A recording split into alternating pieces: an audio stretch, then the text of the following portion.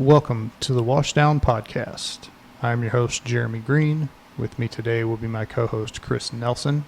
And today we will be speaking with retired Army Colonel Rich Curasi. We will be talking about leadership and also suicide prevention. Thanks for stopping by. Hope you like the episode. And without further ado, here is Rich Curasi.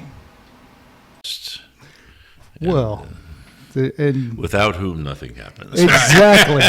Because if you weren't here, then it would just be us talking to each other. Well, I'm happy. We were just shooting the breeze on Monday night at Rachel's dad's little hoolie there, and Jeremy's sitting down next to me, and he's talking to, what's her name, Dana, yeah, the policeman, and so she's a kick, isn't she? Oh, she's great. She doesn't hold back. Now, let me tell you, man. No, she's terrific. And so we were talking, and he's talking about the podcast. I said, "Well, tell me a little bit about this podcast thing." I said, "I've seen, I've heard about it. Rachel told me about it. I've tuned into one or two of them, I think. And what do you talk about?" "Well, this, that, and the other thing." I said, "Okay. I said, if you ever need a guest, I said, hit me up." I said, I might not be your normal guest. If you ever need a guest, just hit me up." He says, "Yeah, how about Thursday?" I said, "Well, that's an invitation.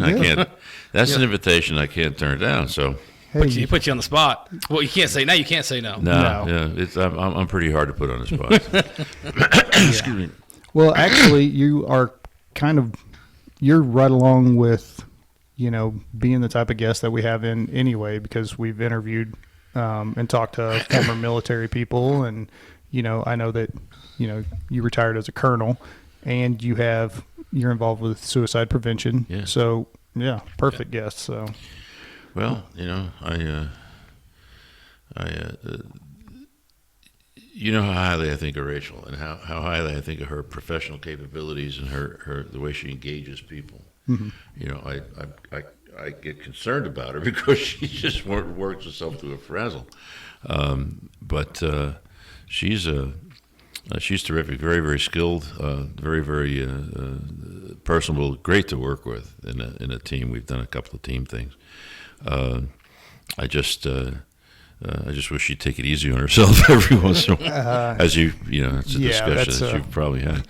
I don't know. Are we recording? Are we? Yeah. Yeah, we're going. Oh, we're going. All right. Oops. So go ahead. Can I retract that previous statement? Yeah. All right. Let me take back everything I said. Yeah.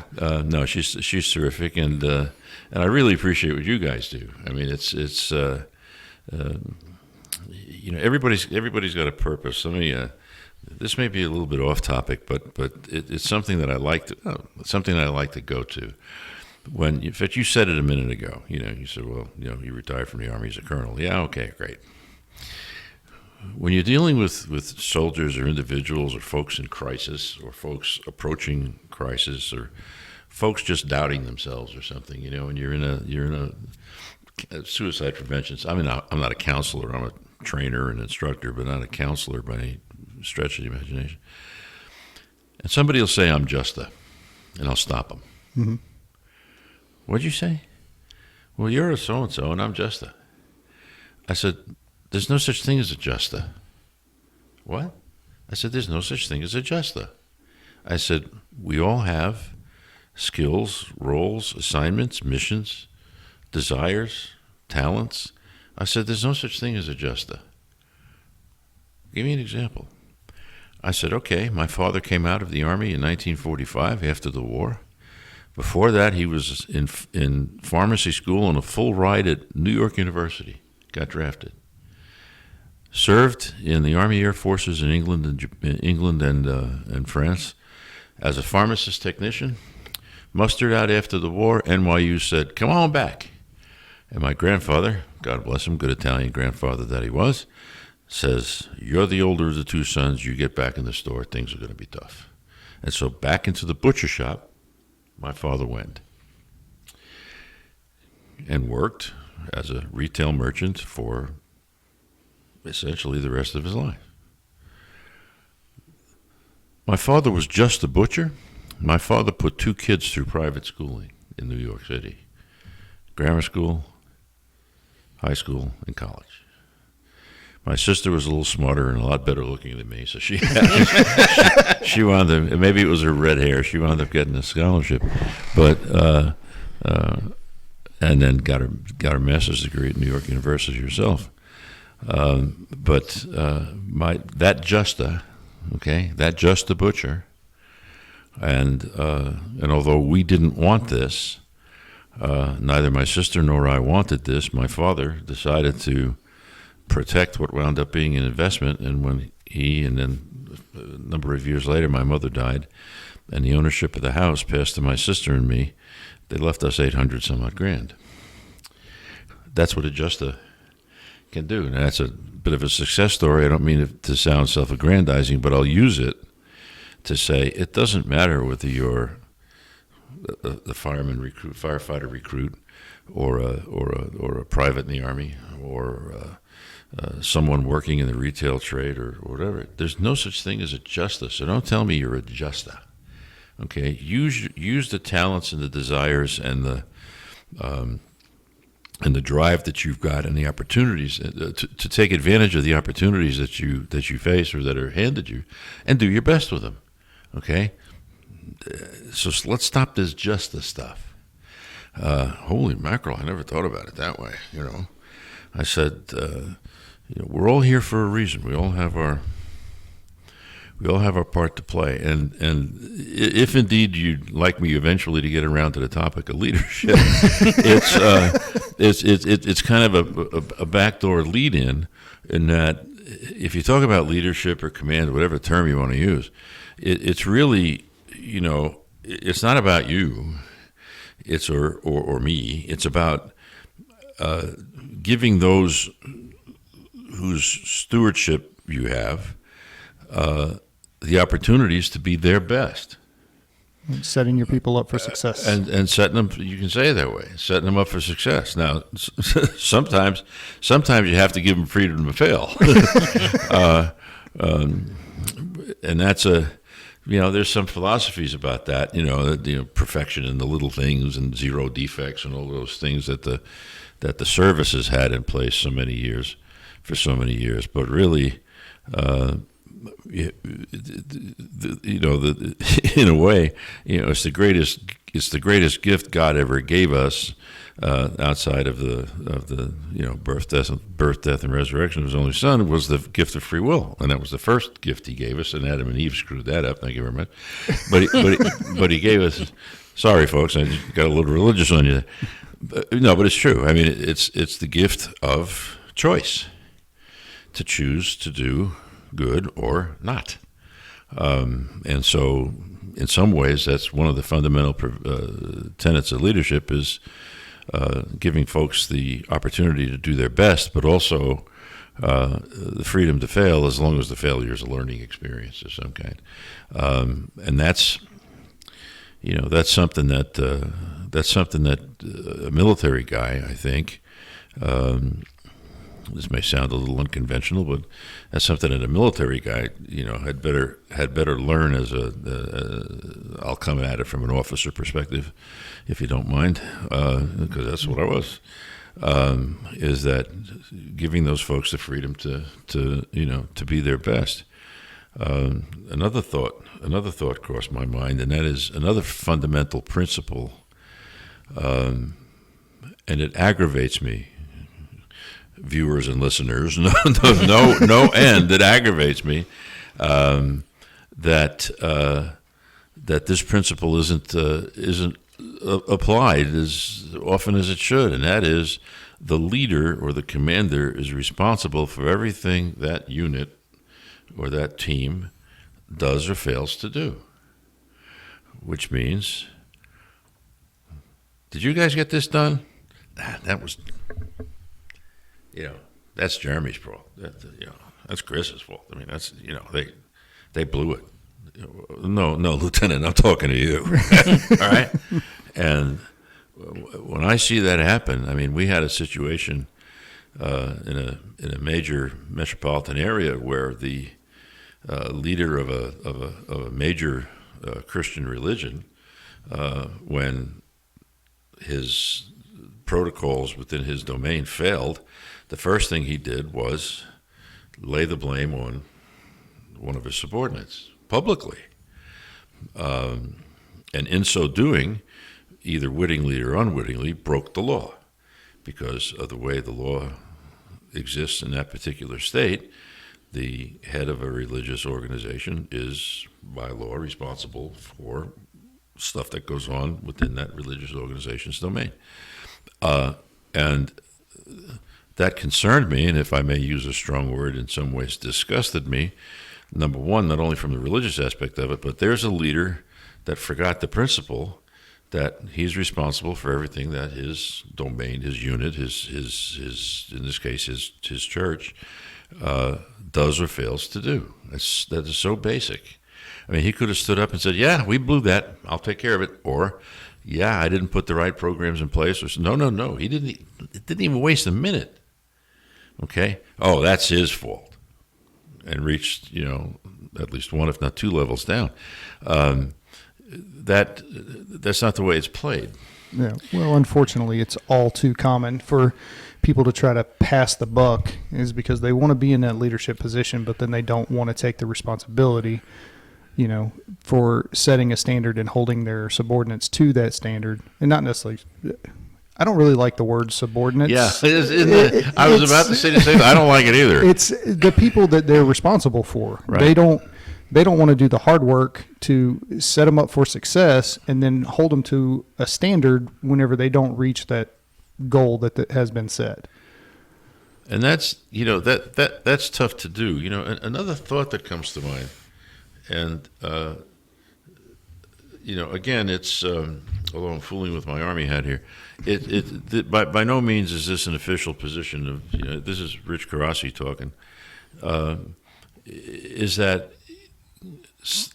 lately what I'm finding, and it's gotten worse, I think, in recent years, as we've dealt with social issue after social issue after social issue, is that programs substitute for leadership.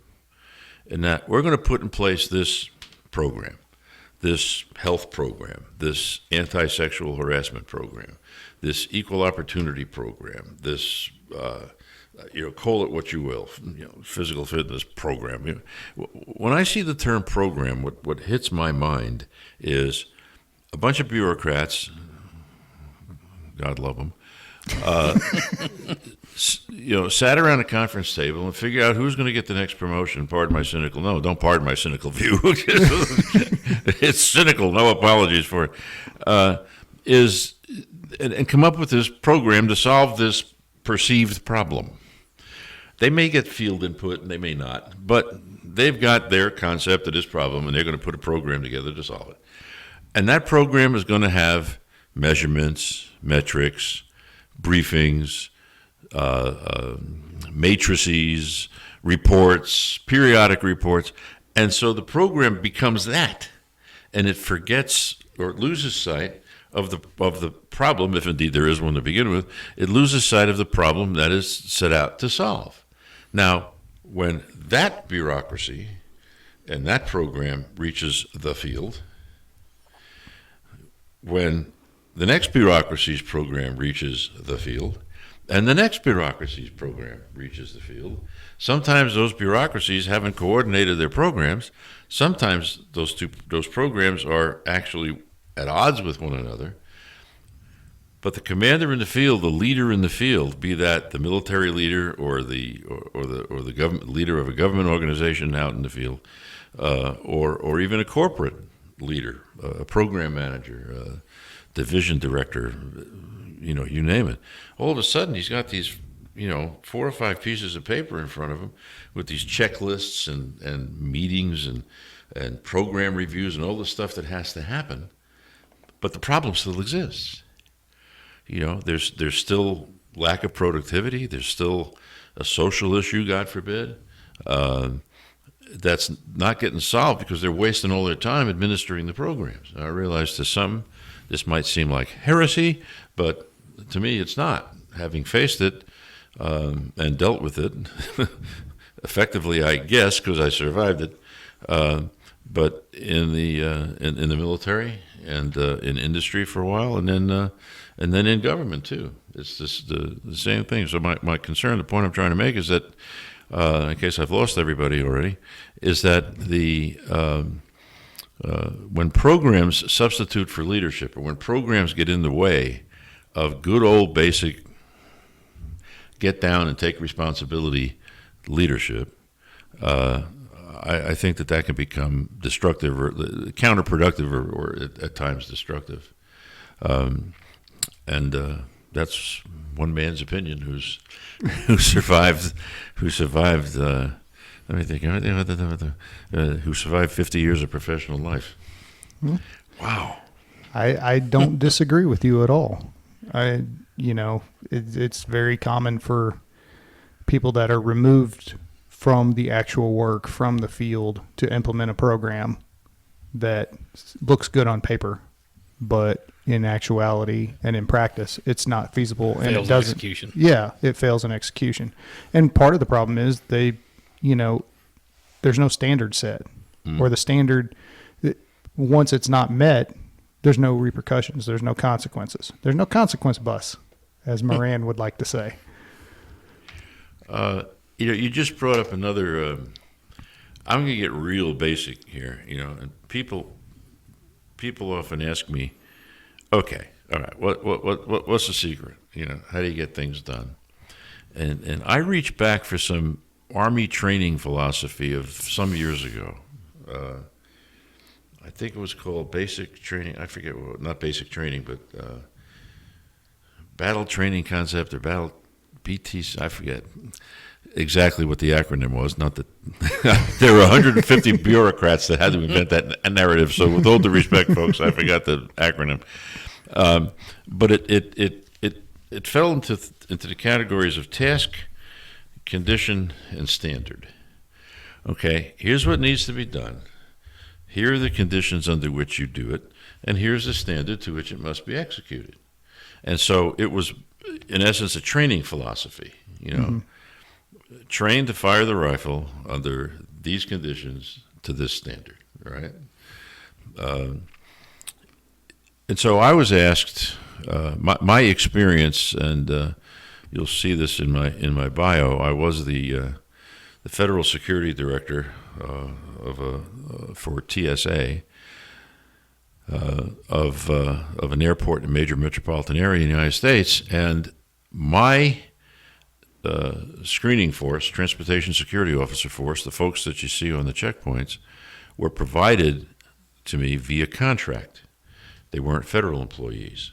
Okay, this was a program that TSA had that in certain airports in the United States, eventually I think it became 22 airports in the United States, that your TSOs or screeners were provided to you by a company under contract to the government. And so people pro and con that program, okay, would come with criticisms or try to trick you. And there was a lot of politics surrounding it. So somebody once asked me, okay, how do you do that? How do you do that with those contractor people? I said, well, what's the difference? I said, what's my task?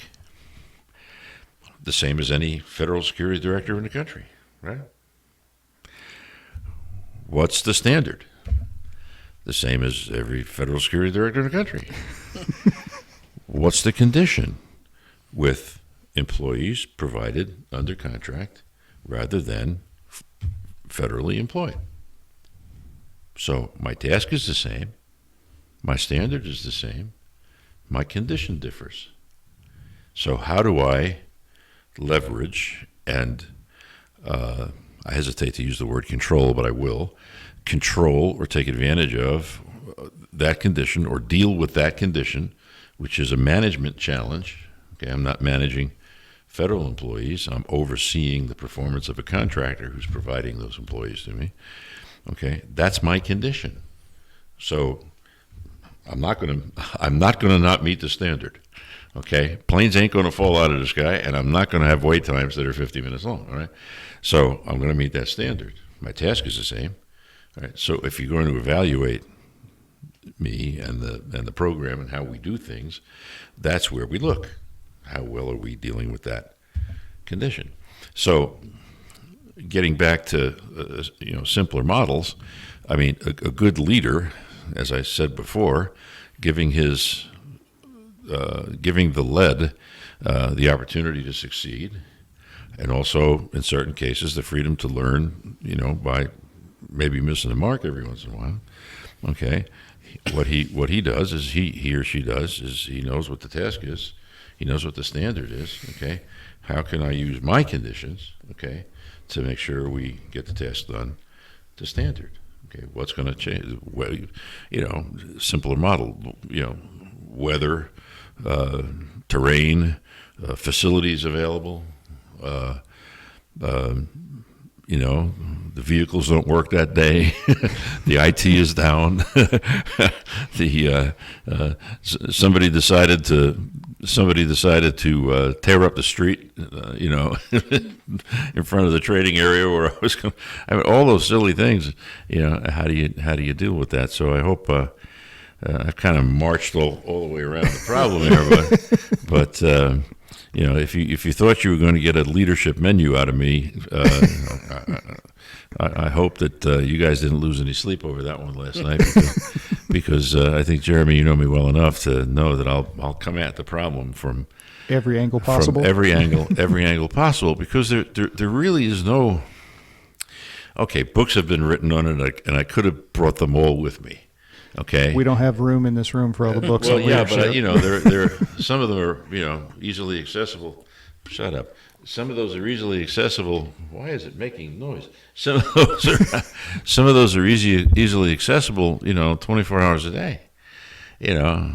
Field manual this and management directive that, and they're all either prescriptive or proscriptive to some degree, depending upon who wrote them. They're not bad. I'm not saying people are deliberately out there writing things that are going to get people hurt or fired. That said, they're just that. They're models. They're standards, if you will. But to me, good leadership doesn't depend on a bunch of programs and executing and as long as you're meeting statutory requirements and fiscal requirements and all the other demands that are put on you as a leader. The rest of it's with your gut. So let me ask you this question. Oh, please.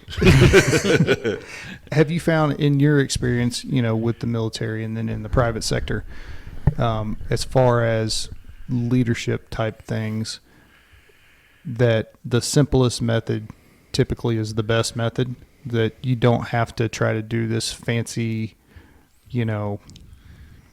leadership modality that, Yeah. It's usually the simplest way is the best way to motivate people. Well, that's a principle that we all know is called Occam's razor, right? The simplest solution is the best. Go ahead and look that up, everybody. OCCAM, Occam's razor, and it's a principle that says the simplest solution is the best.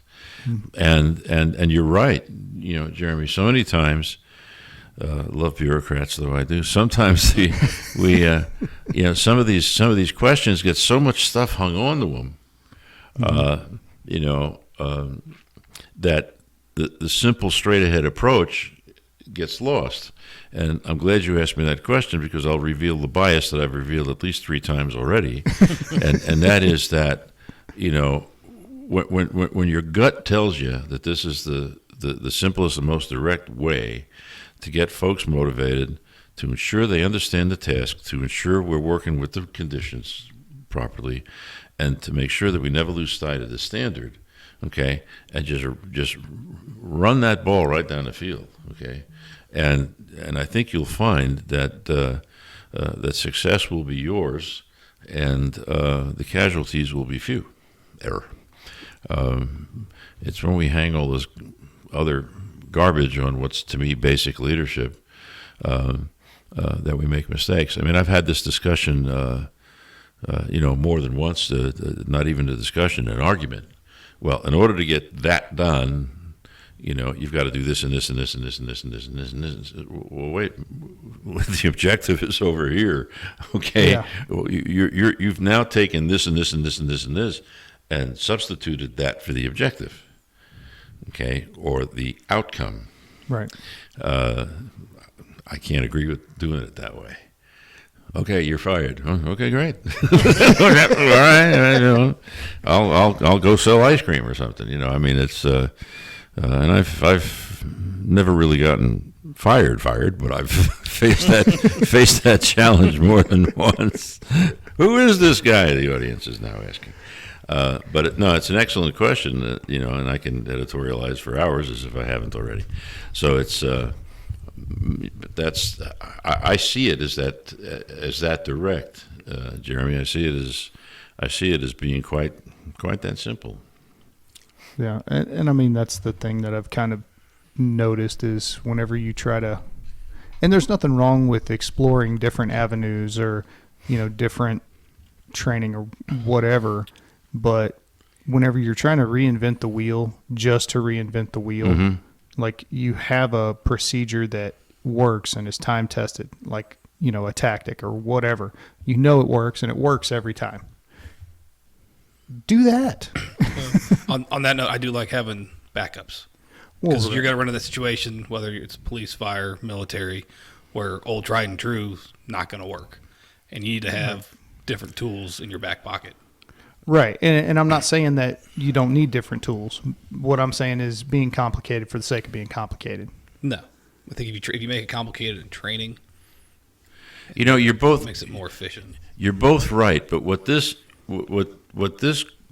calls up in my head is something that one of my brigade commanders in Japan, and I had 3 of them. I was there a while. I was there about 4.5 years as a brigade deputy commander and then as a unit commander. But one of them, there were 3 very different guys. One guy was kind of fly by the seat of your pants. One guy was, strictly by the book, and the other guy was even more strictly by the book.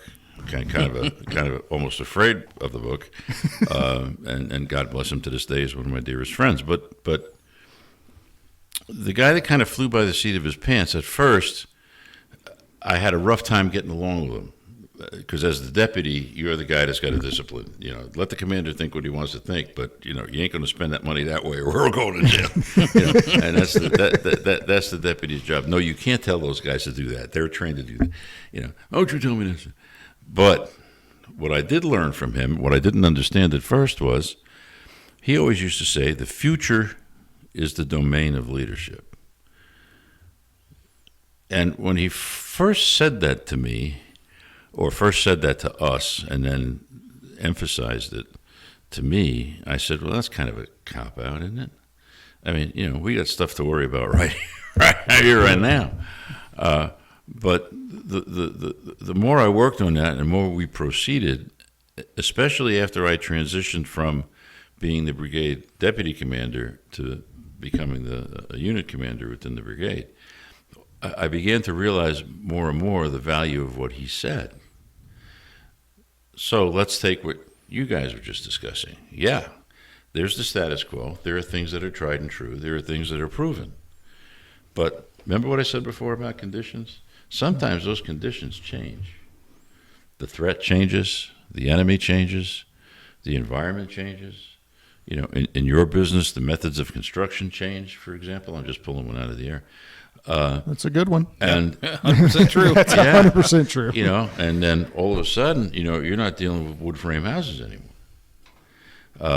So the tried and true method may work to knock it down initially, but how are you going to deal with, the afterglow or whatever remains, the embers or whatever whatever I was establishing eye contact and losing the mic contact. That is one of the hardest things about it. One of the things, yeah. But how do you deal with that? Okay, so you have to think out, research, new research, new materials, new procedures, new tactics, and then how do you incorporate those while not losing again sight of the basic mission? So, I took a very simple point that you guys were making and hyperspaced it, but that was one of the toughest things for me to do as a unit commander. come on, I'm a musician. I'm usually pretty good with the mic. Well, it would help if you had headphones too, so you could hear yourself. That's right. But, That's right. yeah. I was gonna bring my earbud, my in ears with me, but I didn't. The toughest things for me to learn and to put into place, as a unit commander was that okay? I mean, I commanded a unit, the rules of which were very, very strict. Intelligence collection, cover, procedures, what you were allowed to do, reporting. It was just, a tree full of owls watching us 24 hours a day. And we were very good at it, very successful at it. But I always had to think of, well, what's changing threat-wise, opportunity-wise, training-wise, and to think out, okay, I can be really successful if we just let this go, okay? But my success doesn't matter. How can we get the mission done better? And how can we get the mission done? And how can we do things so that we're preparing the unit for the future too? So it's always a challenge. I mean, you guys make a very good point. And maybe I helped you make it. Maybe I didn't. Yeah, no, I mean, that is something, we've talked about. And again, we were talking about it earlier, setting your people up for success. And if, like you said, if the unit is successful, well, by association, you're going to be successful, whoever's in charge. And sometimes it's an ego thing, I think, of whoever's in charge or in command or however you want to put it, that their inability to step back and, you've provided your people with all the tools they need to succeed. Get out of the way, let them succeed. You don't have to micromanage everything. No, I think, Jeremy, you make an excellent point, at which we could probably go for a 2-hour session on that alone. One of my philosophies was, and took a lot of time, people wouldn't understand this, is, guys, my job is to make myself irrelevant. Mm-hmm. What? I said, one of my jobs is to make myself irrelevant. I said, number one, you leave your ego. You bring your skills with you, but you leave your ego at the door. Okay, if the leader can't leave his ego at the door, okay, there are certain things you have to do for public consumption and public affairs and all that media stuff that you got to do. Yeah, who's got in charge?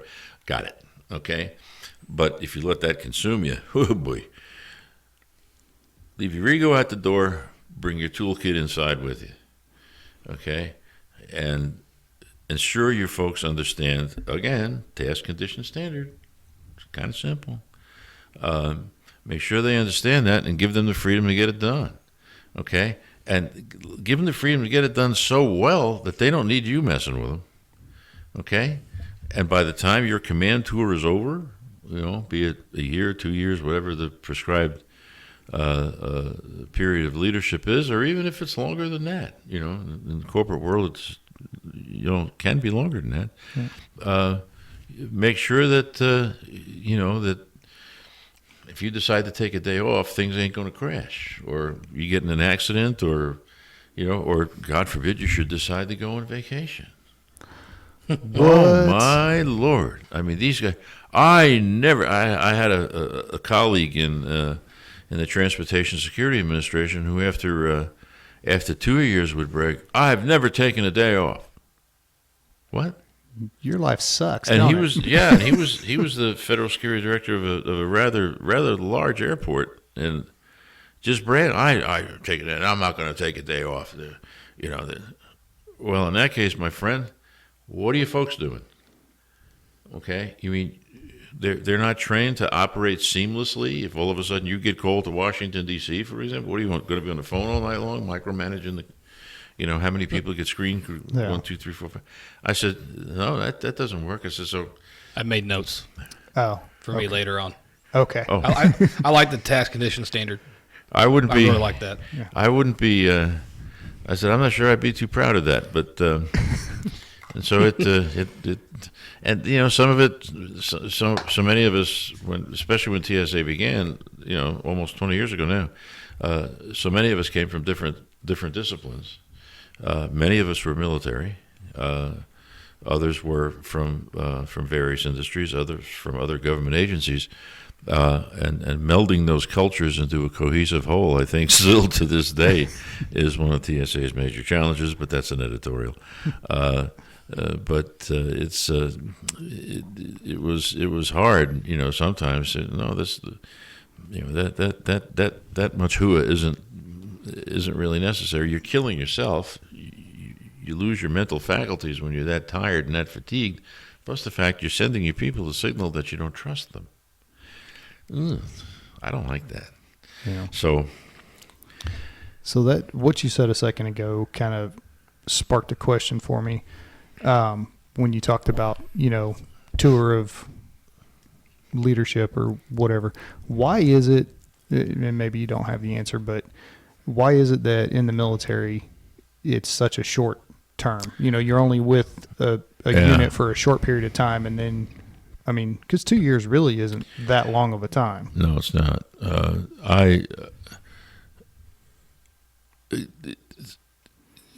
That has become a command, a centrally selected command tour, one that's selected by the boards at DC, where they review the records and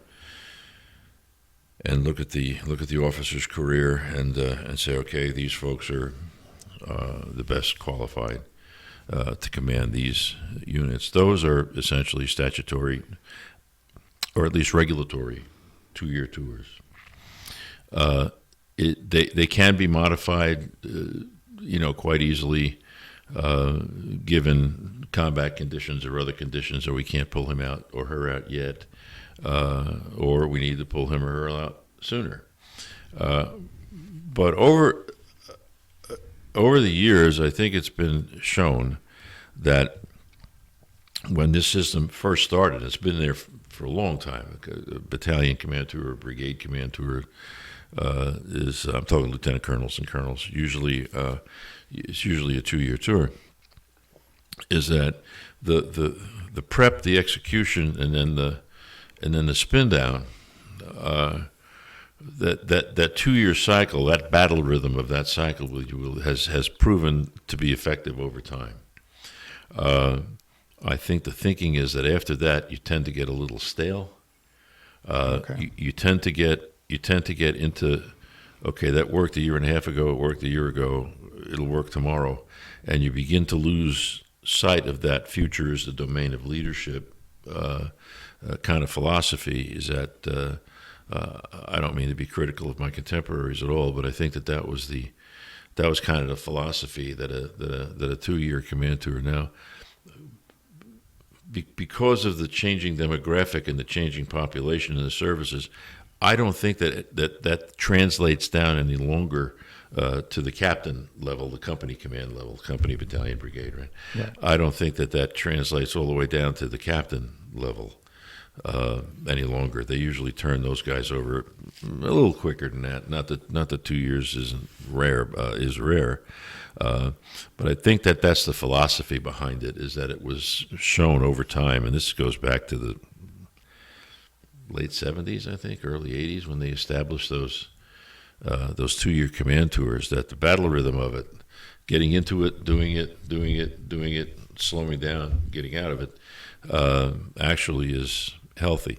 The other thing that plays into that in the officer personnel management system, which has changed more than once, is that there are things that you're required to do, schooling, staff time, other requirements on you, that if you're in command longer than 2 years, in a way, it gets in the way of getting those things done. And so, like Command and General Staff College, which is usually before your battalion command, but Senior Service College, meaning the War College. If you're, you need to have joint time, so you need to serve a joint tour, more than one service, Army, Navy, Air Force joint, and other. If there's any other schooling that's involved, either a technical schooling or or some other qualification, it all eats up into that time. You're not at that rank for that long. With colonels, it gets a little bit goofier, especially for guys who are on the track that they're, being looked at for brigadier general. Those guys are generally fast trackers, and if they're going to fast track them, they got to get into command, do well, make another gate and get out. So that's basically I think that's basically why it is. In the civilian world, it's different. It differs agency by agency, how they see their rotation policy, how much time they want guys to spend in leadership positions in the field, and how much time they want guys and gals to spend time in headquarters positions in Washington, D.C., or wherever the headquarters is.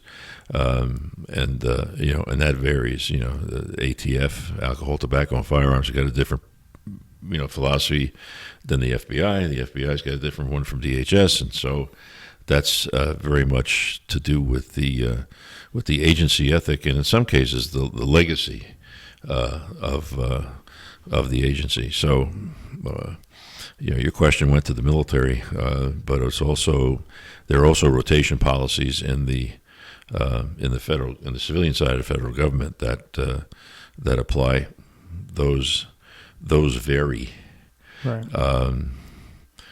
There are things called mobility agreements, which means especially as a federal executive, you sign and say, "Well, I'll go wherever you send me." So, which means I agree.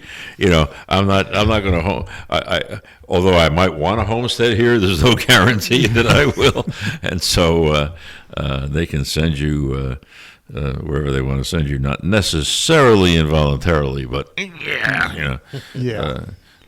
but the philosophy, I think, the good philosophy behind it is that you're rotating freshness, through, right, and folks aren't getting stale, and so, right. And I see that side of it, and I kind of look at it as the whole. All right, well, it's going to take me time to train up people, and by just about the time I'm getting them good, I'm leaving. Yeah. So, but I totally understand that whole, there is a chance to start kind of resting on your laurels, or. I also kind of see that from a command staff. You don't know where that captain or above is going to go in their career, to where now if he or she's been here, and here, they're more well-rounded to make that next step. And then when they get to the lieutenant colonel, and even get into the general. Yeah, with our military, and you can speak better to this than I can, but there are benchmarks and like time benches that you have to hit. Yeah. And if you don't, then see ya.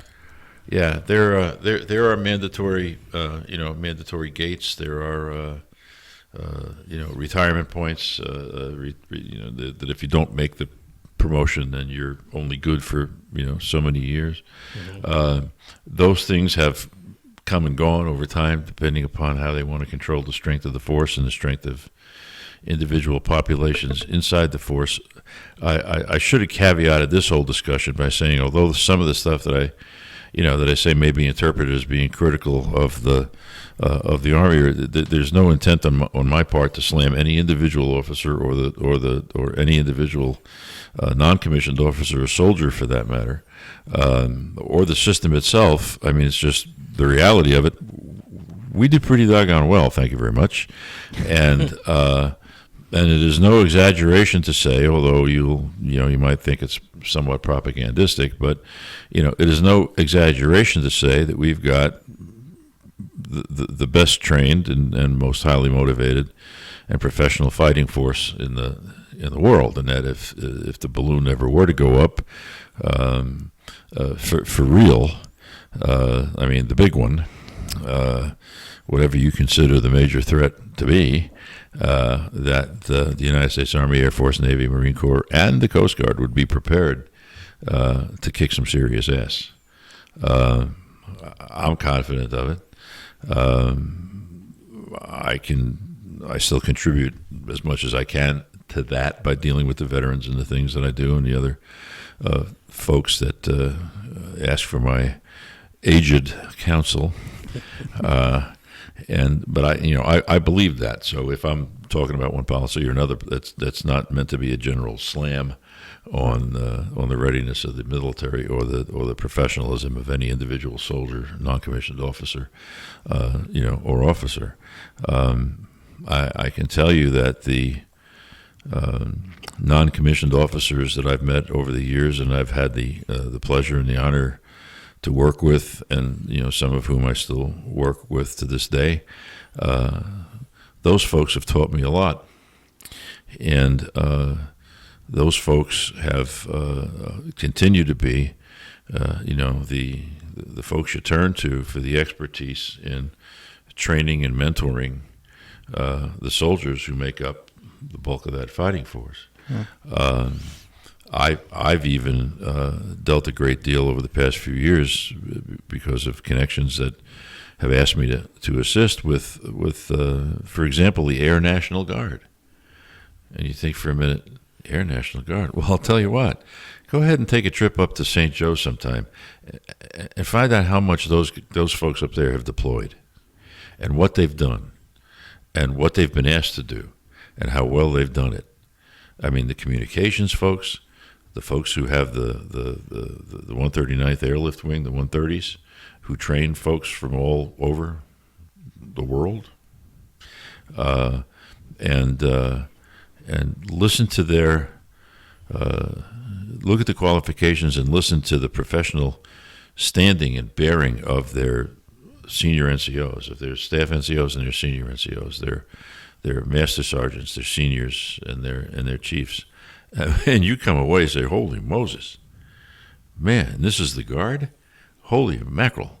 I mean, if they're ever called into action and I got to go someplace, put me in the back of one of those C-130s. I'll fly. I'll be proud to fly with those guys. So that capability exists. That type of fire exists not only in the active force but also in the reserves. I could cite some examples, and in the and in the Guard, both the Army Guard and the used an Air Guard example, and in the Air Guard. So it's if you get around the leadership and you're talking about leadership, just don't think of one component. For example, if we're talking about the military, active good, reserve bad. No. Look at the requirements that have been put on those folks in the past 16 years, and or 20 years, and look how they've responded, and look what they've done, and look at the capability that they brought back home, and look at the capability that they bring with them when they're called to service. I mean, you got mechanics and technicians and nuclear physicists and pilots in civilian world who were pilots in the Guard, and crew chiefs and flight engineers and all those kind of folks, and the Army too. Well, and that kind of the thing you said a second ago, whenever you were talking about the dealing with the non-commissioned officers and all that, and I'm not 100% on how the Army does it as far as going from non-commissioned to commissioned. I know there's a warrant process or whatever, but so, with the fire department, everyone starts out as a firefighter pretty much. And then from there, it's a promotional process to be a captain, which is considered a leadership position. How do you go from, or what have you seen as far as people going from that non-commissioned officer to an officer, and some of the things that they had to deal with? Am I making my question clear enough? Absolutely. Yeah. Such a system, of course, does not exist in the military. It happens. It's not that it's rare, but it happens that a soldier will reach non-commissioned officer rank, sergeant, staff sergeant, sergeant first class, and for one reason or another, either through a direct commission because of education and experience, or a particular happening or incident, or application, that non-commissioned officer will enter into the officer ranks. Usually, most times as a second or first lieutenant, sometimes as a captain. That happens a lot in the medical field, actually, but we're talking about line folks. But but it's not all that. It's not a normal matriculation, if you will. Right. In the warrant officer ranks, that happens a lot more frequently. And warrant officer is not necessarily a step to commissioned officer. Right. My opinion is warrant officer is the best rank in the Army. You can be an expert and tell everybody what to do, but you don't have to worry about the nonsense. And so what happens many times, and there are programs in place for this, is that in the legal field, for example, aviation especially, you'll take a crew chief, flight engineer, become a sergeant, and decide that he's going to go to warrant officer candidate school. And come out of that as a warrant, and some of those guys actually decide to use that as an entree to flight school. Some guys don't want to go to flight school; they want to become the warrant officer, aviation mechanic, senior mechanic as a warrant officer. Happens a lot in military intelligence. You'll take a guy, an agent, or a signals intelligence analyst at the rank of staff sergeant or a sergeant or staff sergeant, E5 or E6, and he or she'll decide to go warrant, and then go to the warrant officer candidate school, and become a warrant officer in MI, and those guys and gals are really respected as being the experts, because a warrant officer can hone his or her craft. They don't have to meet all the gates that a commissioned officer has to meet. They can really, really hone their craft and become experts. I mean, I had the privilege and honor of commanding a unit in Japan in which my warrant tech, my senior warrant, was the first CW5 when they established that rank in military intelligence in the United States Army, and everybody, there was no doubt. Everybody said, "Was that ever the right guy?" And so that program, that program, and he started out many years before as an enlisted agent, counterintelligence agent, and a human intelligence collection officer. So those programs exist, but rarely do you see, NCO enlisted warrant, commissioned officer conversion. The majority of your commissioned officers, of course, come out of ROTC and West Point. There's a significant number, even to this day, that come out of OCS, Officer Candidate School. In fact, some folks even enlist for the OCS option. They'll enlist, they'll go through basic training, go through AIT, and then go through warrant officer candidate school. And then once graduated from officer candidate school, they will then go to their officer basic course. There are a number of enlisted folks who decide to spend a couple of years getting some skills and some time under their belt, and then apply for OCS. Okay, so you can apply for OCS early, or you can apply for OCS a little later. I forget, there's an age limit and a year limit, but and I've known a couple of folks who've done that.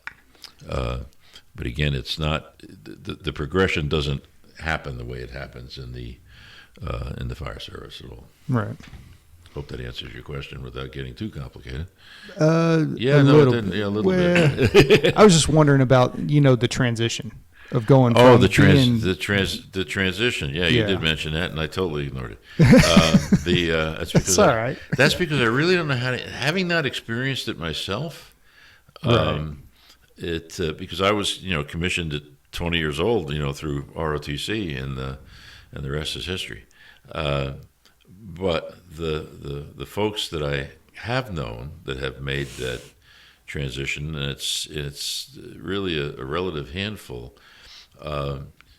Originally, I think it's hard to, especially when you go from enlisted to commissioned, either through OCS or direct commission. Now all of a sudden, you're your buddies, if you're in the same unit, and they try not to do that, but sometimes it has to happen.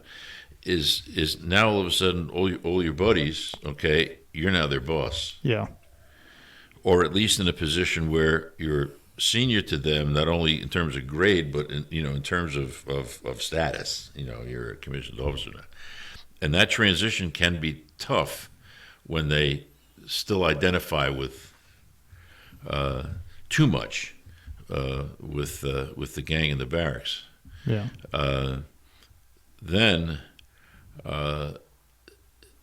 if as an enlisted or a non-commissioned officer you felt that you didn't have the freedom to fail, guess what? And they say there's nothing more dangerous than a second lieutenant with a map and a compass, and that. Somehow that's true, even if you've come into, even if you're an OCS grad. There's nothing more dangerous than a second lieutenant with a map and a compass. Anymore, there's nothing more dangerous than a second lieutenant with a map and a GPS, or a map and a Blue Force tracker. So that stigma, if you will. Oh God, I hate to use that word. That concern, kind of still exists. It's The success of the transition, however, is all in the conscience of the individual and the commitment of the individual. Okay, that individual should know or should have been trained into. Okay, my requirements are different now. Not just my status. I'm not going to beat I'm a big bad lieutenant, but the requirements on me are different now. The level of knowledge, the intricacies, the connections that I didn't have to make before. Now I do. I have to look out beyond. I have to look into the future, and yes, I'm still task oriented, but I have to look at the unit to my left, the unit to my right, the unit in front of me, and the unit behind me, and coordinate all of that stuff. Right. And see things from that perspective, which I, wasn't required to really see that before. Right. You have a new set of standards. A new set of standards, or as I said before, maybe in some cases the same set of standards, but a whole new set of conditions. Yeah. Okay, because now you're responsible for this, that, and the other thing, and to make sure that all of those pieces work together. I hope that answers your question. Yes. Yes, and you did say earlier, as we were talking, that one of your responsibilities is to edit. So you can edit anything you consider verbose BS and have fun with it. I promise that my agent will not come down upon you. And I try to edit as little as possible. Yeah, in fact, I've only done it on one episode. He said this. He says that now, Chris. We'll see what happens. We'll see what happens. God, Curasi ever shut up? He's going to go to watch this episode and be like, "Where's that?" Yeah, what's that? I didn't say that. He got it the whole thing. I didn't say that. He took that. He missed the point. Yeah. Took that completely out of context. Completely out of context. He's going to start moving things around too. Yeah, that's right. Yeah, that's right. He who has the digits controls the universe. Yep. Deep fake video. Here we come. That's right. No, it's hard to deep fake this. Which kind of leads me to my. I mean, not that leads me to my next question, but kind of switching up gears. How did you get involved with the suicide prevention? Yeah. This is a sensitive issue with me. Well, and if you don't have to go into it. No. It's an excellent. It's an excellent question.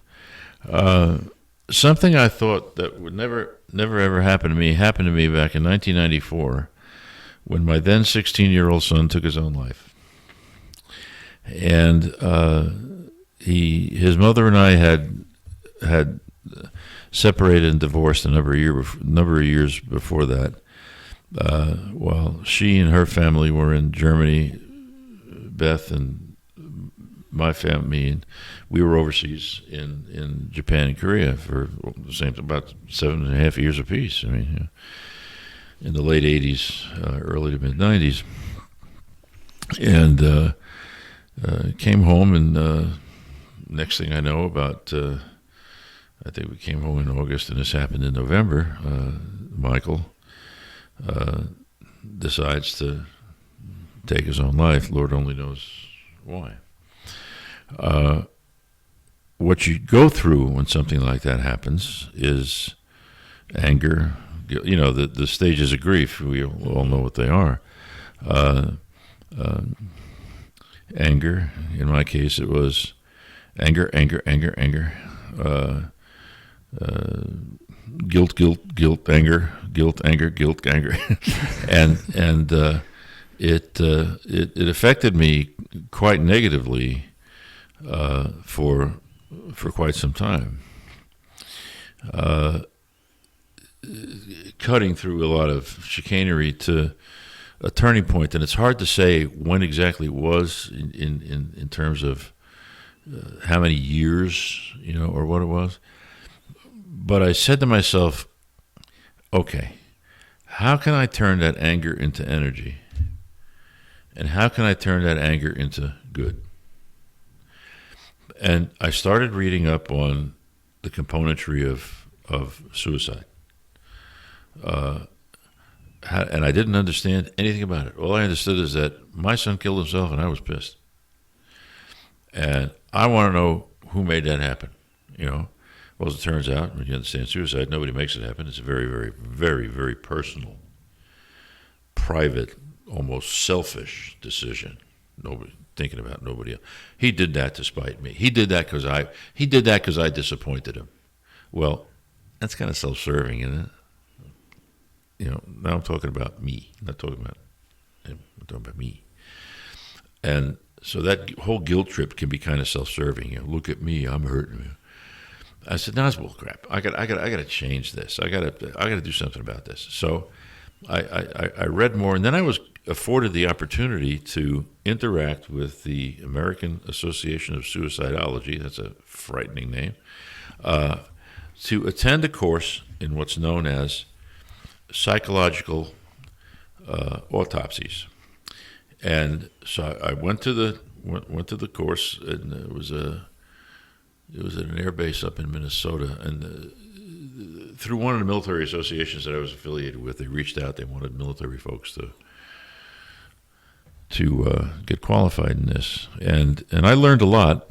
But that angle of it, which was the purpose is noble. Okay, in other words, let's get the data and interview the families, and get all of that stuff done. Why it happened, what happened. And then reinvest that into a database, okay, and a long-term study, and they're still doing it, to determine the causalities and modalities and all that stuff. And so I learned a lot from that, okay, and was about to, start doing a bunch of, putting myself out there to do post hoc suicide, what they call psychological autopsy, which is a very clumsy term. But I said, no, that's really not the angle I want to, pursue. And so I read some more, and then kind of just bumped into it. Okay, just a couple of groups who were interested in getting ahead of the problem. Okay, not shooting past the duck, but getting ahead of the problem, being proactive, and being proactive. So then the services set up, this is again some years ago, we're all of a sudden deciding that, oh man, we better do something. We lose at least a soldier a day or a service person a day active to suicide. That's on top of the 22 veterans or so a day, that number that you hear so much about, which is actually higher than that, but not all the states report into the system. So 22 has become kind of a rallying cry, and that's all right. That's got its purpose. But active duty suicides and everything. So, and the Army all of a sudden takes this on. We're going to fix it. All right. Let me get in there and I'll help them fix it. And then you find that. Great idea, Richie, but once again, you're dealing with the bureaucracy, and the bureaucracy's got its rules, and blah, blah, blah, blah. And so again, to make an awfully long story short, I sat back a minute and I said, you know what, Curasi, for so many times in your career, you were a domain guy. You owned a domain. You commanded that domain or subdomain. You don't do that anymore. You'd like to, but you haven't got a huge bureaucracy behind you. You don't have all those rules. You don't own them anymore. So the best thing you can do is save them one at a time, or give them the tools one at a time. How do I do that? And so I began getting involved in suicide prevention training and seminars and workshops and all that kind of thing. So I'm a member of the Missouri Veteran Suicide Prevention Team, which is something that John Sabala, who's the Missouri Department of Mental Health's Director of Veterans Issues, got us, I think it's 3 years ago now, April, together, got a group put out the call. Rachel was one of them. She was in the training with me, to bring together and create a cadre within the state of Missouri of folks who are qualified to train others in the recognition of the signs. It's a thing called, there are many methodologies out there. This one just happens to be called QPR, question, persuade, refer. There are many methodologies out there that are like it. AMVETS has got a thing called HEAL. There's a youth suicide prevention seminar that I've been through. I mean, there's a number of them. They're all valid.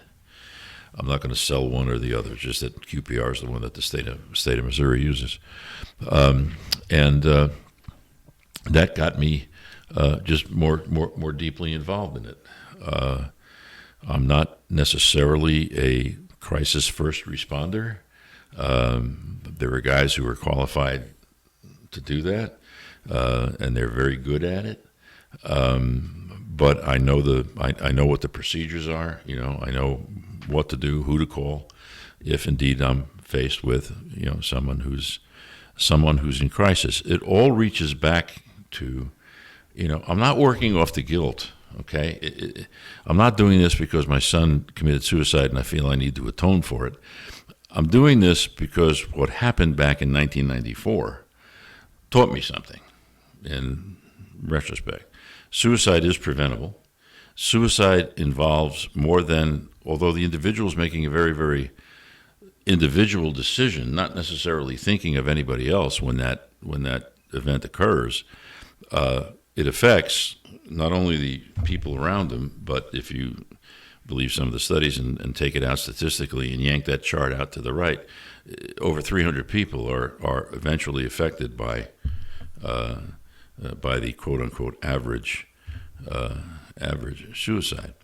And so I just took all of that aboard and said, well, I never could have prevented that one. Perhaps I should have recognized some of the signs more quickly and gotten in there, but he didn't live with me. I mean, I did the best I could. It sounds like I'm apologizing, but that's not the reason. Is that what I learned from that? But I also think, and some of us are capable of doing this and some of us aren't, is that when you are so angry and so consumed by something, I mean, that you really don't know where else to turn. And I don't know exactly what did it. Somebody probably said Richie prayer. Okay. I don't know exactly what did it, but there was a day I woke up and I said, I can't be this angry this long. I mean, it's making me sick. It's ruining my family. It's hurting me, professionally, because it's just, how can I turn this anger, that energy, and how can I turn that into energy to do good? Okay. Well, first thing you got to do is you got to learn about what you're dealing with. All right, so you read about it and talk about it and attend seminars and watch videos or whatever your training motif is, and then take that and say, okay, now how am I going to turn that into action? What can I do? And like I said, I went at it pretty hard at first. I mean, I even wrote at the time the Vice Chief of Staff of the Army, General Curasi, who was the Army's. That was practically his only task as the vice, was to solve the Army's suicide problem. And so I wrote him a very passionate, email, kind of, how can I help? And I got kind of Thank you for your interest in national defense. Response back, typical. Love the bureaucracy. Yeah.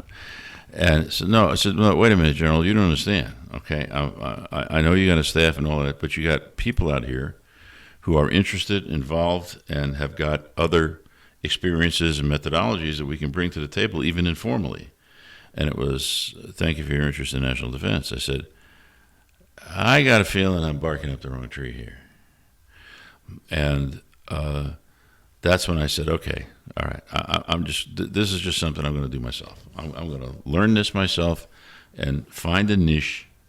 And if it's with a local organization or just me, however it is, or even if I'm just helping individuals, not as part of any organized effort, okay, one way or the other, I'm going to turn this energy into action. And if at the end of the day, I've saved one life or I've given someone the inspiration, I don't mean to use that word flippantly, not to take his or her own life, I've done my job. Right. Well, and that's the same, that's the mission statement of this podcast. If we can help one person not go down the path that I went down, that, Chris went down, then that's a success. Yeah. That takes a lot of, not to patronize either of you, but man, that takes a lot of courage to put yourself out there like that and to say, look, this happened. This is real. This happened to me. And or in some ways I made this happen. And not that it happened to me. I mean, I'm not a victim. I'm the contributor. Yep. And here are the components of what led me to that conclusion, or led me down that road, and I took that course of action, and almost lost my life because of it. How can I help someone else not go there? How can not that I know everything, but if you need to ask somebody, ask me. And I'm not ashamed to tell you. I mean, I hit crisis myself when I smashed up my left leg back in 2007, and was more or less really out of action for about 3 months. And the federal government, one would think that one of their field generals goes down or field executives goes down, that they'd be concerned about that. I mean, send out the vultures and pick the bones, and things went from kind of serious to worse. And I said, I've had enough of this. If that's the way you guys want to play it, I've had enough of this. And resigned the position. Eventually, retired. But a couple of years later, when they did all the paperwork, oh, you're retired. Okay, great. Send me a certificate, and all of a sudden I start getting an annuity. Yeah, okay, great. I'm retired, man. And but it was pretty ugly at first. Okay, great. But when that first happened in 2007, and then in 2008, the agency and I went our separate ways. Years and years and years of pressure. All of a sudden, we're gone. It was the pressure that was holding me together. Yep. Okay? All of that pressure was holding me together. All of those work requirements were holding me together. That pressure came off, I crashed. I went to pieces. And the next thing I know, I find myself in a hospital someplace. Yep. And we were talking about that earlier. It's especially with law enforcement and firefighters and with guys from the military. Once you get out, you need a plan, because your entire routine, your entire life is it's not going to be what it was the day before. It wasn't. And you have to prepare for that. And the one thing we haven't discussed, but the topic that often we often discuss in this business, and it's hard, very, very difficult when you're in front of a group of folks and you're pitching QPR training, for example, Gatekeeper training, teaching folks how to recognize the signs of crisis, right?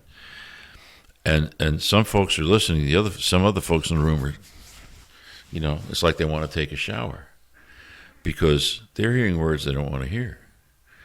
And this stigma thing. Oh, wait, we're talking about suicide.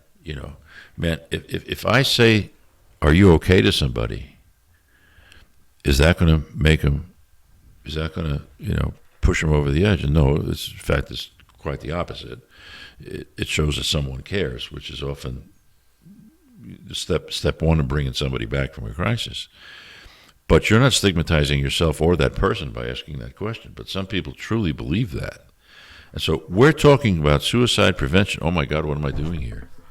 I mean, if somebody sees me coming out of this hall, what were you doing in there? I was at suicide prevention training. All of a sudden, I'm painted with this, black paint or dark veil or red badge of courage, call it what you will, or the great big A, right, from that story. And so it's difficult. The stigmatization of those that face crisis. And so don't you think that I didn't deal with that for a very long time? I crashed. I'm not apologizing for it. I'm not proud of it. It happened. Right. The pressure came off. And crashed and reached out for help. But holy Moses, I mean, there were some people, okay, we ain't going to do it anymore. Yeah. And then that got to you. I mean, there were even days, and I'll tell you guys, there were even days where I would go through the newspaper, looking for my name to see if anybody said anything bad about me.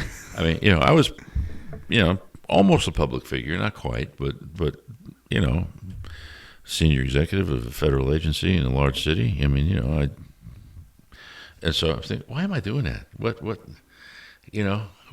is that paranoia? What the hell is that? And it's that stigma thing. I can't face anybody. Oh my God, I can't face anybody. I had a crash, and I can only imagine what you guys, go through, being so close to first responders are an incredible breed of folks. You guys are on edge all the time, and you guys on a daily basis have lives in your hands, where I was at least one step removed. That's a heck of a burden, and when that pressure comes off, whoa. Yeah. So I can't identify totally with what you guys go through, but getting back to the question of stigma, I don't know what we're going to do to ever get past that. And I know there are folks working on it, and I know there are folks out there studying it, and we're probably, I think, losing Robin Williams actually some years ago. At least they got the dialogue about suicide going. Yeah. Well, and I think the important thing to talk about is to not leave the conversation just about suicide. It's about, okay, so you had a crash. Well, guess what? You're still here. You grew from it. That's the thing that really needs to be highlighted is, yes, everybody's got issues. It could happen. And you can go through whatever you're going to go through, but you learn and grow from that. And that's the important part. And that's the part that needs to be talked about. It's just like, how they talk about PTSD all the time. Like that's the hot button word is PTSD this, PTSD that. Well, guess what? What about post-traumatic growth? Because in reality, like we were talking about earlier, post-traumatic stress is 100% normal. It happens to everybody, regardless of who you are, military, first responder, just average Joe or Joette, whatever you want to say, walking down the street. You're going to have things that happen, traumatic events in your life. It's normal to have a reaction to that. Where it becomes a problem is whenever it continues on and becomes that disorder. Mm-hmm. Because most people just blow right past that and grow and don't even realize it. So and that's the part I think, and that's me personally, that needs to be highlighted. And, putting myself out there, telling my story, and, have I got some funny looks? Absolutely. But it's not my problem how those people feel about me. That's exactly right. I'm not speaking, I am speaking to them, but they're not my concern. My concern is the guy who is, going through whatever they're going through and feels like they can't ask for help because, oh, it'll make me look weak, or, I'm fine. There's nothing wrong with me, but I drink a bottle of whiskey a day and whatever it may be. That could be the same people. Yeah. Yeah. The funny looks and the ones that need help, and nobody wants to admit it. Right. So this is here for everyone. Right. To me, you know what I was saying. I know what you meant. I just want to clarify because you know how some people will take that. Yeah. Well, I know what you meant. Yeah. So, but yeah, I mean, by doing this, hey, let's remove like you said, remove the stigma.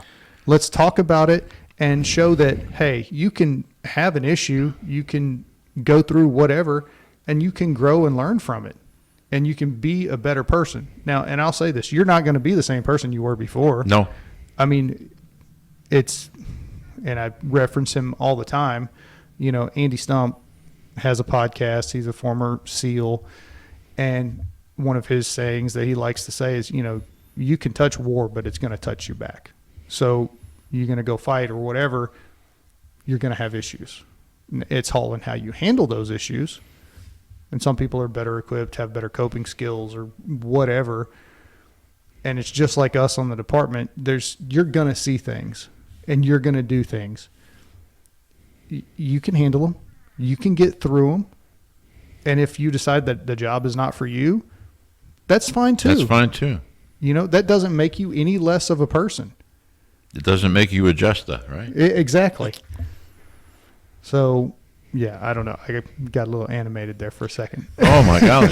I'm glad you did, because do you always intimidate him like this, or is he always just quiet, or I'm just listening, or am I just blowing right? No, I'm just listening, just blowing right past him. So no, Chris is really good about letting the conversation just kind of go where it needs to go and piping in whenever he needs to. So if I need to say something, I will. But for the most part, you got it. Yeah. I'm going to take a potty break here in a minute. Oh yeah, I hope so.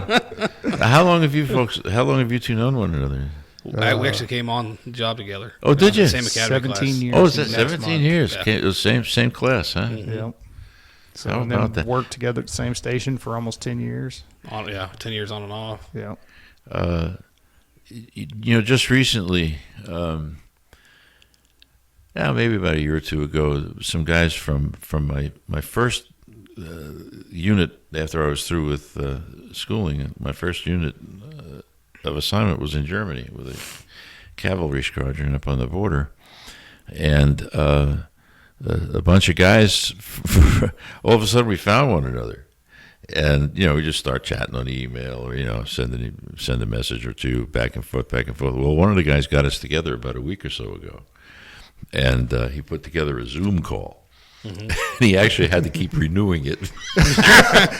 I mean, he didn't pay for the pro version. He didn't pay for the 90-minute version. He paid for a 45 minutes. So every 45 minutes, I'll get another one. Bang! And you'd pick up the conversation right where you left off. Those bonds that we formed in that unit. I mean, and we all came from different places. One was a West Point graduate. One was two of us were ROTC graduates. Another guy was an OCS graduate, and but we all found ourselves in the same place and time, platoon leaders in Germany. And after we served our platoon leader tour, we all took staff positions in the squadron. And we're there for a certain amount of time. And some of the war stories are just absolutely. You guys wouldn't laugh because you weren't there, but some of the war stories you think about, you can still laugh at them. Did I really jump out of that sleeping bag naked in the middle of this field? Yeah. You guys really did take that tent down from around me? Oh, yeah, we did. Who was Operator 6 at Hohenfels? How'd you know her? Who dated her? Just story after story after story. But it was funny, the bonds that exist. And also one of my to this day, closest friends in the world is a guy named Norm, and he and I met when he was in a border cavalry squadron. We were in a divisional cavalry squadron, so we'd take over from them when their border cavalry squadron had to go to a major training area. So we'd go and replace them on the border and do the patrolling that they did. So I was taking over a border camp. I was the at that time, I was the squadron intelligence officer, so the border operation was my responsibility. So I was going up there in the advance party before the platoon leader got there and the patrol platoon got there to lay the preparations down, sign property, and do all that stuff that we have to do. And so I drive my Jeep through this German forest and find the border camp, and out of the ops building jumps this gorilla. I think I might have still been a second lieutenant. No, I couldn't have been. I must have been a first lieutenant by then. But he was obviously, senior me, plus the fact that he was a lot bigger than me. And this gorilla jumps out of the building and slams his fists on the hood of my Jeep. "What are you doing in my border camp?" And I said, I figured I'd play it by ear. I play it by the book. "Sir, Lieutenant Curasi reports for border camp takeover, sir." "Lieutenant Curasi reports for border." I said, "Oh my God, is this going to be tough?" Oh. He's mocking me. Okay.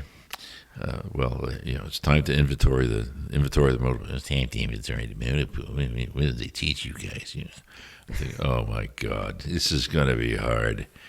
So finally he broke cover. He starts laughing like hell, and says, "Come on inside, have a beer. Let's go. Let's get this done." And that was 50 years ago. Yeah. We're best. In fact, he just spent the weekend at our house the week before last, on his way west with his camper to go see his son in Oregon. And one of my dearest friends, and he's from Mississippi, and I'm from New York City, so you can imagine we need a translator. "Rich, what? There's going to be a tree full of owls looking at you if you do that." Okay, no, got it. But I'm telling you, we are closest buddy. Those bonds that were formed, we had a common mission, task, condition, standard. The condition was changing. Okay, his unit was leaving, my unit was coming in. Same task, same standard. Okay, how are we going to do this, right? Motor pool changeover, maintenance logs, the whole bit, ammunition inventory. All the things that go into getting the unit prepared to take that mission. It was really, really wonderful stuff. Now, although he was a military intelligence officer, I'm a military intelligence officer. For the remainder of our careers, we never served in the same unit. However, somehow, one way or the other, we were always related somehow, or close enough to one another, that we maintained a professional association, not just a personal association, all those years, although we were never directly assigned in the same place in the same time. When he was a brigade commander of the school brigade at Fort Huachuca, Arizona, I was the commander of the United States Army Personnel Security Facility at Fort Meade, Maryland, and I went out there to instruct people on the adjudicative standards and how investigations work and all that stuff. And so, I fly into Fort Huachuca and try, "Hey, Norm, where the hell are you?" And so, you're here to. He looked at like 900 students. He said, "Well, this is about the most boring lecture you're ever going to hear." So it was funny. So one of my dearest friends, those bonds form like they formed with you guys. There isn't a thing I wouldn't do for him, nor a thing that he wouldn't do for me. We don't see one another every day, but we talk to one another at least once a week. It's amazing what. It's not amazing. I think it's rewarding what common sense of purpose, common mission, common training, and common task condition standard can do for you. Yeah. If you leverage it right. So, anyway. Awesome. All right. I know you have another question. No, you don't. Got a little bit of everything today. We did. Which well, yeah. awesome. I like I told Jeremy in a note I sent him. Whoa, Jimmy! That was going to happen eventually. It finally did. Had a good run. Had a good run. I almost succeeded. Like I told Jeremy last night, I'm not going to script any of this. I'm not going to come in here with a 3x5 cards. I'm going to brief off of these. I had some thoughts. I had some thoughts in my head, obviously, and some opinions, even more obviously. But I really was thrilled the other night when you looked at me and said, "You want to do one?" I said, "Yeah, Jeremy, I'll be happy to do one." I said, "You got a topic?" "Yeah, I think I do." Okay. Okay. Well, like I said, we like to keep it kitchen table, Well, around the firehouse. So we Well, just yeah, let I it mean, go the where it kitchen goes. table, there are Dunkin' Donuts over there, and you haven't fed me one yet. You can have one of those after we're I done. don't Dana want- brought no, I those. don't want- huh? Oh, Dana brought They're them. cop donuts. Cop donuts? They How, don't, they don't taste right. how many If Dana brought those and those are cop, how many days ago was that? That's a good question. Yeah. They were fresh. Yeah. I know stale donuts. Yeah. Well, we're not far from a QT, so there's always a rescue right down the street. All Kinos, right. here we come. Well, Rich, thanks for coming on. You're We quite really welcome, Jeremy, appreciate Chris. it. Yeah, it was Like a lot of good stuff. Yeah, fantastic stuff. So, like we end every episode, if you are struggling or somebody is struggling, reach out. There are resources out there. So, thanks for stopping by and take care of yourself.